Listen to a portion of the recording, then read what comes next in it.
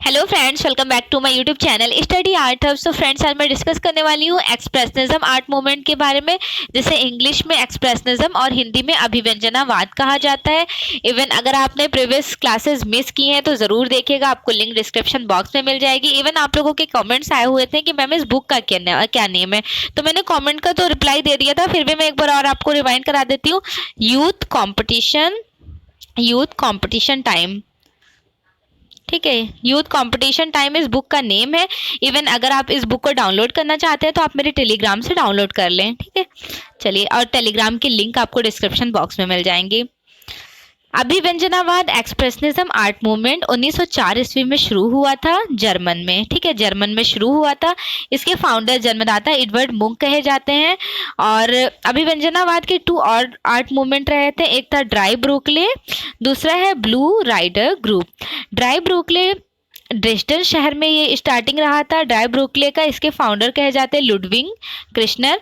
1905 में शुरू हुआ था, 1912 तक ये आर्ट मूवमेंट चला था ड्रेस्डन शहर में। सेकंड है ब्लू राइडर ग्रुप, इसके फाउंडर वेस्ली कंडेंस्की कहे जाते हैं, और ये म्यूनिक शहर में शुरू हुआ था। म्यूनिक शहर में बेसिकली ब्लू राइडर ग्रुप में वेस्ली कंडेंस्की ने स्टार्ट किया है 1912 से लेकर 1914 तक, ठीक। 2 साल तक ये आर्ट मूवमेंट चला था। वेस्ली कंडेंस्की को फादर ऑफ एब्स्ट्रैक्ट आर्टिस्ट भी कहा जाता है, ये भी आपको याद रखना है, इंपॉर्टेंट लाइंस हैं, एग्जाम में पूछे जाते हैं। नेक्स्ट लाइन देखिए, 20वीं शताब्दी में अभिव्यंजनावादी कला का उत्थान जर्मन में हुआ था। कहाँ हुआ था? जर्मन में। As it is question exam में पूछा जाता है कि एक्सप्रेशनिज्म आर्ट मूवमेंट कहाँ पर एक्सप्लोर हुआ था? जर्मन में। अभिव्यंजनावाद जर्मनी के कलाकारों द्वारा शुरू किया गया। अभिव्यंजनावादी कलाकार फर्डिनांड होल्डर का जन्म 1853 ईस्वी में बर्न में हुआ था। 1889 के टाइम ड्यूरेशन में होल्डर का चित्र कुश्तीगीरों का जुलूस पेरिस के अंतर्राष्ट्रीय प्रदर्शनी में पुरस्कृत हुआ। नेक्स्ट लाइन देखिए, Van Gogh, Edward Munch, Hodler, James Ensor, Wassily Kandinsky और कोकास्का जैसे महान अभिव्यंजनावादी कलाकारों का जन्म हुआ था। एडवर्ड मुंक, जिनको जन्मदाता फाउंडर कहा जाता है अभिव्यंजनावादी आर्ट मूवमेंट का, 1863 में जन्म, 1944 में इनकी मृत्यु हो जाती है। अभिव्यंजनावाद का प्रमुख कलाकार एडवर्ड मुंक था। द स्क्रीम, जिसे हिंदी में चीख कहते हैं, बहुत one of the most famous and important work रहा है। एडवर्ड मुंक की ये वाली पेंटिंग तो आपको भूलना ही नहीं है, इन्होंने प्रिंट मेकिंग में भी बनाए थे और पेंटिंग भी। एडवर्ड मुंक की बहुत फेमस पेंटिंग है। 1894 के टाइम ड्यूरेशन में मेयर ग्राफे ने एडवर्ड मुंक की कला नाम की पुस्तक प्रकाशित किए। कब किए थे? 1894 में। किसने किया? मेयर ग्राफे ने। बहुत इंपॉर्टेंट लाइन्स है, नोट डाउन कर लीजिएगा। 1894 में मेयर ग्राफे ने एडवर्ड मुंक की कला नाम की पुस्तक प्रकाशित किए। एडवर्ड मुंक कहते थे, मुझे जो दिखाई दे रहा है उसको मैं चित्रित नहीं करता, बल्कि मैं उसी को चित्रित करता हूँ जो मैंने देखा, ठीक है। एक्सप्रेशन, बेसिकली इन्होंने एक्सप्रेशन को कैप्चर किया है, नॉट ओनली ब्यूटी, जो एक्चुअल में एक्सप्रेशन होता है उसको। ये एडवर्ड मुंक का द स्क्रीम है, वुड कट में इन्होंने बनाए हैं 1895 के टाइम ड्यूरेशन में। एडवर्ड मुंक ने चीख द स्क्रीम पेंटिंग के कितने संस्करण रेडी किए थे? 4। प्रथम संस्करण 1853 ईस्वी में कार्डबोर्ड पर पेस्टल नेशनल गैलरी ओस्लो में है। 1893 ईस्वी में कार्डबोर्ड पर टेम्परा, तैल तथा पेस्टल नेशनल गैलरी ओस्लो में एग्जिबिट है। और सेकंड इन्होंने बनाए थे 1895, पहला है 1893, सेकंड है 1895। लिथोग्राफी में रेडी किए थे, जो नेशनल गैलरी ओस्लो नॉर्वे में ये भी रखा हुआ है। थर्ड संस्करण देख लेते हैं। 1895 में कार्डबोर्ड पर पेस्टल, इसे सुथवी के नीलामी में $120 मिलियन में बेचा गया था। वर्तमान में यह लियोनार्ड ब्लैक के निजी संग्रह में सुरक्षित है। चतुर्थ संस्करण 1910 ईस्वी में कार्डबोर्ड पर टेम्परा वर्ष 2004 में एडवर्ड मुंक संग्रहालय से इस पेंटिंग की चोरी हो गई थी, जो 2006 में इसे बरामद किया गया था। एमिल नोल्डे किस कला आंदोलन से संबंधित कलाकार है? जर्मन अभिव्यंजनावाद। पूछा जाता है कि एमिल नोल्डे किस आर्ट मूवमेंट से बिलोंग करते हैं। नेक्स्ट लाइन है, एडवर्ड मुंक के कई चित्रों में मृत्यु के सामने मानव की विविधता का चित्रण है। बीमार लड़की, मृत्यु का कमरा, मृत्युशैया, मृत माता, मृत्यु आदि विवशता के उदाहरण हैं।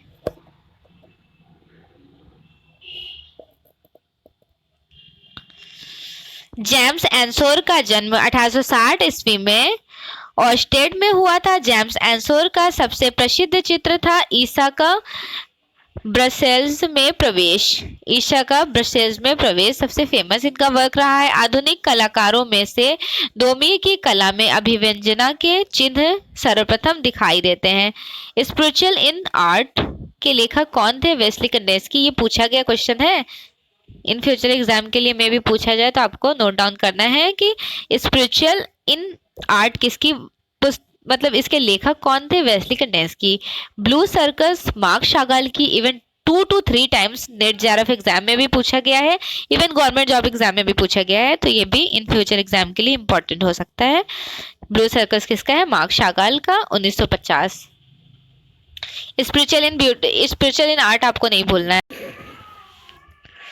ब्लू राइडर ग्रुप किसने चित्रित किया? तो यहाँ पे देखिए फर्नांडिस से करेक्ट कराया गया है, नो डाउट। देखिए फर्नांडिस बेसिकली इन्होंने घोड़े के अच्छे अच्छे पेंटिंग्स बनाए हैं और वेस्ली कंडेंस्की ने घुड़सवारों की पेंटिंग्स अच्छी बनाई है। क्लियर।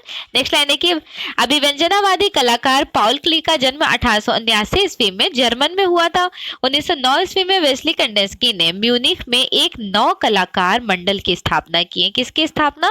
9 कलाकार मंडल की स्थापना। 1912 ईस्वी में वेस्ली कंडेंस्की की प्रसिद्ध पुस्तक कला में आत्मिकता प्रकाशित हुई। ब्लू राइडर जिसे बोलते हैं नीला घुड़सवार, ये पेंटिंग बड़ी फेमस रही थी। वेस्ली कंडेंस्की 1912 की वेस्ली कंडेंस्की के इन्हीं पेंटिंग के नेम से ब्लू राइडर ग्रुप का नेम पड़ा था। ट्विटरिंग मशीन जो museum of modern art New York में है, किसकी प्रसिद्ध कृति रही थी? पॉल क्ली की। पॉल क्ली का वर्क है ट्विटरिंग मशीन। फरीदा कोलो किस देश की महिला कलाकार है? मैक्सिको।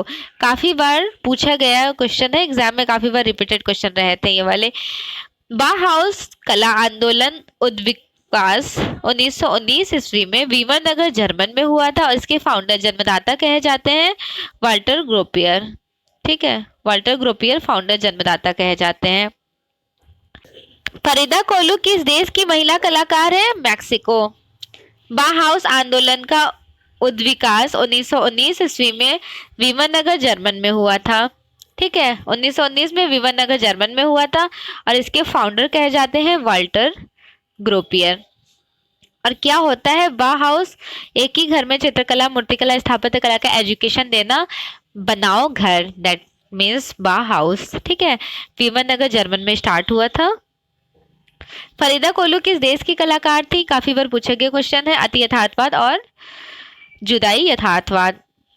मैक्सिकन कलाकार डिएगो रिवेरा किस लिए प्रसिद्ध थे? चित्रकार और भित्ति चित्रकार के रूप में।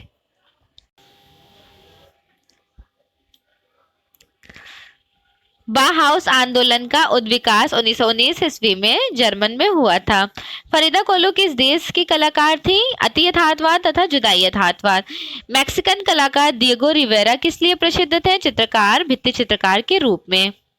1919 ईस्वी में बाइमार कला संस्थान की स्थापना वाल्टर ग्रोपियर ने किया।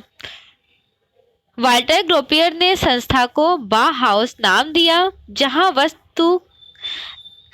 वास्तुकला के निर्देशन में चित्रकार व मूर्तिकार काम किया करते थे। लास्लो मोहिलिनेगी इन्होंने क्या किया था? कैटलॉग डिजाइन किए थे। कला में औद्योगिक परिकल्पना का महत्व बढ़ाया। वेस्ली कंडेंस्की वस्तुनिरपेक्ष कला के महान प्रणेताओं में से एक है। और वस्तुनिरपेक्ष क्या होता है? जिसे बोलते हैं एब्स्ट्रैक्ट आर्ट। एब्स्ट्रैक्ट आर्ट के फाउंडर जन्मदाता, फादर ऑफ एब्स्ट्रैक्ट आर्टिस्ट कहे जाते हैं वेस्ली कैंडेंस्की। वेस्ली कैंडेंस्की ने 1866 ईस्वी में मॉस्को में इनका जन्म हुआ था। ऑस्कर कोकास्का 1886 में जन्म, 1980 ईस्वी में इनकी मृत्यु। 1904 ईस्वी में वियना के प्रयुक्त कला विद्यालय में इन्होंने अपनी शिक्षा एजुकेशन ली। 1908 ईस्वी में कोकास्का स्वप्नमग्न लड़के शीर्षक से लिथोग्राफ्स की श्रृंखला प्रकाशित किए। कोकास्का ने स्वयं कहा था, चित्रकला की केवल 3 भित्तियां नहीं होती बल्कि 4 होती हैं। चतुर्थ भित्ति मेरी आत्मा का प्रकटीकरण। प्रस्तुतिकरण किस कला आंदोलन से जुड़ा है? प्रस्तुतिकरण अभिव्यंजनावाद एक्सप्रेशनिज्म आर्ट मूवमेंट से जुड़ा हुआ है। रेमैन ड्यूशम विलो की हॉर्स शेष की मूर्ति किसने बनाई? पूछा गया क्वेश्चन है। कांसे में, ब्रॉन्ज में बनाए थे। और ये रेमैन ड्यूशम है कौन? रेमैन ड्यूशम, आपने मार्शल ड्यूशम का नाम सुना होगा। मार्शल ड्यूशम उनके ब्रदर हैं रेमैन ड्यूशम। क्लियर? जिनको मार्शल ड्यूशम, जिन्हें दादाइज्म आर्ट मूवमेंट के फाउंडर कहे जाते हैं। नेक्स्ट लाइन देखिए, कौन कलाकार लिथोग्राफी पोस्टर के लिए प्रसिद्ध है? Jules Cheret. जूल्स चैरेट आधुनिक पोस्टर के जनक किसे कहे जाते हैं? जूल्स चैरेट को। फ्रेंच पेंटर और लिथोग्राफ्स जूल्स चैरेट संबंधित थे आर्ट नूवो से। याद रखना है, जूल्स चैरेट किससे संबंधित थे? आर्ट नूवो से। कला दृश्यमान का पुनरुत्थान नहीं करती बल्कि ये दृश्यमान को बनाती है। किसने कहा? पॉल क्ली ने। नेक्स्ट है अति यथार्थवाद, जिसे इंग्लिश में बोलते हैं सरलिज्म आर्ट मूवमेंट। सरलिज्म आर्ट मूवमेंट में बेसिकली क्या होता है, तो यहाँ ड्रीमी लाइफ फैंटेसी को रिप्रेजेंट किया जाता है। यहाँ के फेमस आर्टिस्ट रहते हैं वेस्ली कैंडेंस्की। अब डिस्क्रिप्शन देख लेते हैं। अति यथार्थवाद का जन्म 1920 ईस्वी में पेरिस के फ्रांस में हुआ था। वैसे 1924 टाइम याद रखिएगा, मोस्ट प्रोबेबिलिटी ये चांसेस हो सकते हैं, टाइम ये वाला करेक्ट माना जाता है। अति यथार्थवाद का समय 1920 से 1936 तक चला। 1920 से 1945 कहा जाता है। ठीक है। अति यथार्थवाद के प्रणेता कौन थे? फ्रेंच लेखक कवि आंद्रे ब्रेटन। याद रखना है आपको, ये बहुत इंपॉर्टेंट लाइन है, पूछा जाता है। 1924 ईस्वी में आंद्रे ब्रेतो, देखिए आंद्रे ब्रेतो, आंद्रे ब्रिटेन दोनों नेम से आ सकता है एग्जाम में, क्योंकि जब आप इंग्लिश टर्म देखेंगे वहां पे लिखा होता है आंद्रे ब्रिटेन और हिंदी में आंद्रे ब्रेतो कहा जाता है। आंद्रे ब्रेतो ने अति यथार्थवाद का प्रथम घोषणा पत्र लिखा। अति यथार्थवादी कलाकार केवल और चेतन मन की क्रियाओं पर निर्भर रहते हैं। अति यथार्थवाद दैट मीन्स सरलिज्म शब्द का प्रयोग सबसे पहले किसने किया था? 1917 ईस्वी में कवि गिलोम अपोलिनेर ने। ठीक है, सबसे पहले ये वर्ड यूज किए थे अपोलिनेर। अति यथार्थवाद को आंद्रे ब्रिटेन ने विकसित किया। अति यथार्थवाद के किस चित्रकार ने फ्रायड के अध्ययन से ही स्वप्न की कल्पना तरंगों के कलात्मक महत्व को बढ़ाए थे? सैल्वाडोर डाली। और सिगमंड फ्रायड कौन है जिन्होंने लिबिडो थ्योरी दी? सिगमंड फ्रायड का जब नेम आए तो आप उनकी लिबिडो थ्योरी जरूर याद रखें, पूछा जाता है एग्जाम में। इवन इन्होंने अनकॉन्शियस सबकॉन्शियस माइंड को भी रिप्रेजेंट किया है। इनका कोटेशन रहा है। चलिए नेक्स्ट लाइन देख लेते हैं। बताऊंगी वेस्टर्न आर्ट में जब मैं फिलोसफर्स के बारे में डिस्क्राइब करूंगी तो वहाँ प्रॉपर एक्सप्लेन करूंगी। फ्रायड के सिद्धांत एवं मनोविश्लेषणात्मक ज्ञान के किस प्रकार के चित्रों का विकास हुआ था? अति यथार्थवादी। सैल्वाडोर डाली का जन्म 1904 ईस्वी में बार्सिलोना में हुआ था। सैल्वाडोर डाली स्पेन के अति यथार्थवादी कलाकार थे। जलता हुआ जिराफ जिसे बोलते हैं द बर्निंग जिराफ, बहुत फेमस है, एग्जाम में काफी बार पूछा गया है। 1935 में ये पेंटिंग सैल्वाडोर डाली रेडी किए थे। एक बार इसका पिक्चर जरूर देखिएगा। This one is melting watch, sorry the persistence of memory है ये वाली पेंटिंग। इनका देखिए मेल्टिंग, देखिए मैं यहाँ पे रिप्रेजेंट कर देती हूँ कौन कौन सी इंपॉर्टेंट पेंटिंग है। द बर्निंग जिराफ, एक द बर्निंग जिराफ याद रखना है। दूसरा याद रखना है आपको मेल्टिंग वॉच, मेल्टिंग वॉच, ठीक है। और तीसरा ये जो स्क्रीन पे ये वाला वर्क दिख रहा है the persistence of memory.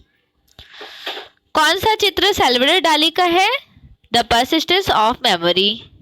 Salvador डाली ने प्रसिद्ध चित्र गृह युद्ध की पूर्व सूचना 1936 ईस्वी में बनाए। मेल्टिंग वॉल सैल्वाडोर डाली की पेंटिंग है। Autobiography diary of A genius किसकी आत्मकथा है? सैल्वाडोर डाली की। नोट डाउन कर ले, मोस्ट इंपॉर्टेंट है, काफी बार एग्जाम में पूछा गया लाइन से, ये वाला भी। स्मृति के निरंतरता नामक चित्र का चित्रकार कौन थे? सैल्वाडोर डाली। पॉल क्ले की कला से किस आधुनिक भारतीय कलाकार की तुलना की जाती है? रविन्द्रनाथ टैगोर से। ठीक है, रविन्द्रनाथ टैगोर से कंपेयर किया जाता है पॉल क्ले का। रेयोग्राफी का आविष्कारक किसने किया? मैन रे ने।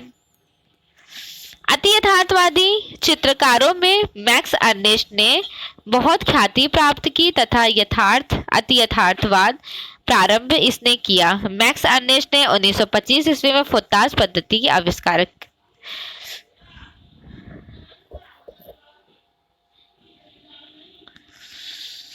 फोतास पद्धति के आविष्कार मैक्स अर्नेस्ट कहे जाते हैं। 1925 में इनके पास एक अल्टर इग्रो नाम का एक पैरेट हुआ करता था ना, तो इन्होंने फोतास पद्धति में काम किए हैं और इनके अल्टर इग्रो पैरेट का भी याद रखिएगा, वो भी पूछा जाता है इनसे रिलेटेड। नेक्स्ट लाइन देखिए, निसर्ग का इतिहास नामक पुस्तक मैक्स अर्नेस्ट ने प्रकाशित किया। मैक्स अर्नेस्ट ने अपने कला कार्य में कौन सी टेक्निक का यूज किए थे? मोन्ताज, फोतास और कोलाज। धुआं चित्रण का आविष्कार पालेन ने किया। Photo montage, photograph, smoke painting तथा डबल इमेज आदि टेक्निक किस कला में प्रयुक्त किए गए थे? अति यथार्थवाद में। जॉन मीरो 1893 में आरंभिक शिक्षण बार्सिलोना के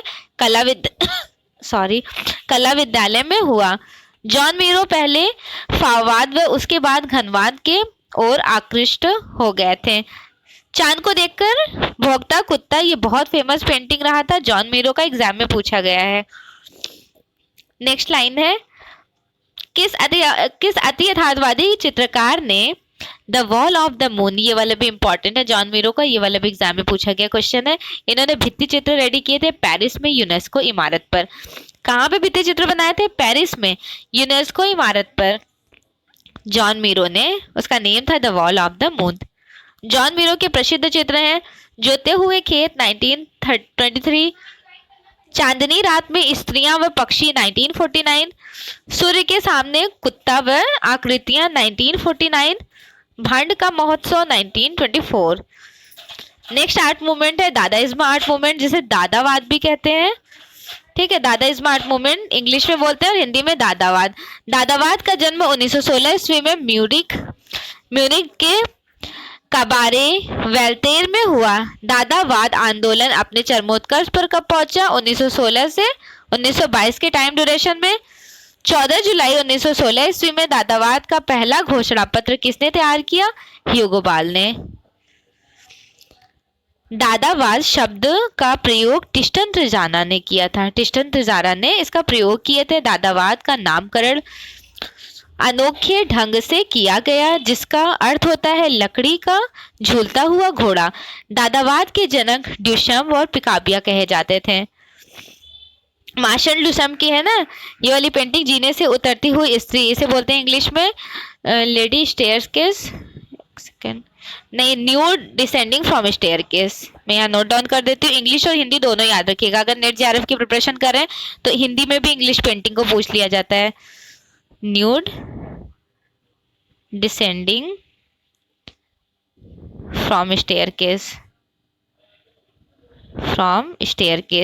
जीने से उतरती हुई निवस्त्र स्त्री, ऑयल ऑन कैनवस में रेडी किए थे। दादावाद से संबंधित किसने अपनी पुस्तक adventures in the art inform chapters on the pathos लिखा? बोडेविले ने। द इम्पोर्टर्स ऑफ बीइंग, दादा नाम से निबंध किसने लिखा? कवि मार्शडेन हार्टले ने। मैक्स अर्नेस्ट दादावादी चित्रकार हैं। मार्शल ड्यूशम का जन्म 28 जुलाई 1887, ठीक, 1887 ईस्वी में ब्लेनविले क्रेवान फ्रांस में हुआ था। 1911 में मार्शल दुचम्प ने यंत्र सम आकृति को चित्रित करके उसको शीर्षक दिया कॉफी की चक्की। क्या नाम दिए? कॉफी की चक्की। 1912 ईस्वी में मार्शल दुचम्प ने भविष्यवादियों के गतित्व के सिद्धांत से प्रभावित होकर अपना प्रसिद्ध चित्र जीने से उतरती हुई नग्न स्त्रियां बनाए थे।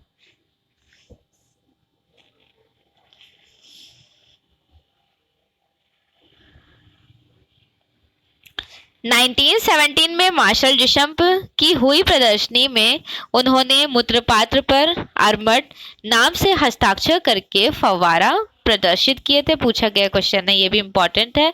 मार्शल दुचम्प ने 1916 में कुर्सी पर साइकिल को बिठाकर अपनी प्रथम चंचलाकृति का निर्माण किया। 1920 में मार्शल दुचम्प ने घूमती हुई कांच की तश्तरियां व 1935 में घूमते शिल्प बनाए। ब्रह्मचारियों से विवस्त्र की गई वधु मार्शल दुचम्प की एक फेमस पेंटिंग रही थी। बाइसिकल व्हील, ये भी इनकी फेमस वर्क है मूर्ति। 1990 में त्याजा व पिकाबिया पेरिस गए और वहां उन्होंने दादा कार्यक्रम शुरू किया। मार्शल दुचम्प ने मोनालिसा की प्रतिकृति को होठों में मूछ चित्रित करके प्रदर्शित किए व उसको शीर्षक दिए लुहुक।